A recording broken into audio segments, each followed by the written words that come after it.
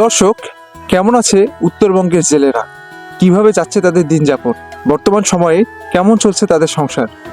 এসব বিষয় নিয়ে থাকছে আজকের প্রতিবেদন।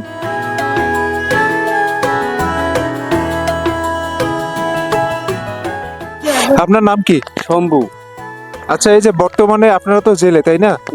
আচ্ছা, বর্তমানে আপনাদের জীবনযাপন কেমন যাচ্ছে বা এই পরিস্থিতিতে আপনারা কেমন আছেন সেটা আমরা জানতে চাচ্ছি। পরিস্থিতি বর্তমান বেশি নাই, ওই 400-500 টাকা করে কামাই হয়, তাই এখন ক্ষয় খরচের দাম কম, এই দিক দিয়ে আর কি ভালোই চলেছে। কিন্তু যখন ক্ষয় খরচের যখন দাম হয় তখন আর কি বেশি একটা জীবনযাপন ভালো যায় না।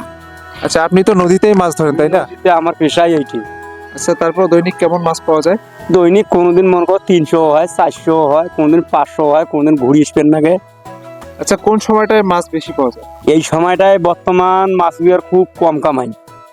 যখন বন্যা হয় যখন একটা মনে করো মাছের সিজন আছে, নারিয়ে আইছে, ইলিশ আইছে, অনেক ধরনের মাছ আইছে, এখন মাছটা ভালো হয়। এখন এটা হলো ঠান্ডা কাল, মানুষ ঠান্ডাত মাছে মারিয়ে পারে না।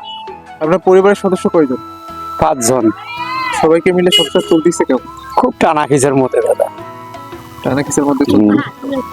খুব টানা খিচের মধ্যে।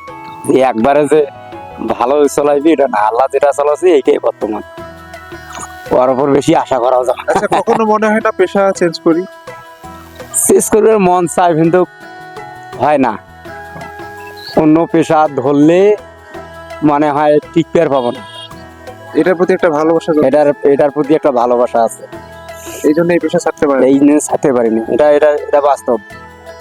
এই পেশা বাদ দিয়ে যখন অন্য পেশা ধরবেন তখন চলবে আর পাবো না। এটা কি আপনার বংশ পরম্পরায় তো? এইটাই আমার সিঁড়ি হারিয়ে আসতেছে, বংশ টংশ বাদ। আমার 14 সিঁড়ি এইটাই হারিয়ে এসেছে এই পেশাতেই। এই পেশাতে।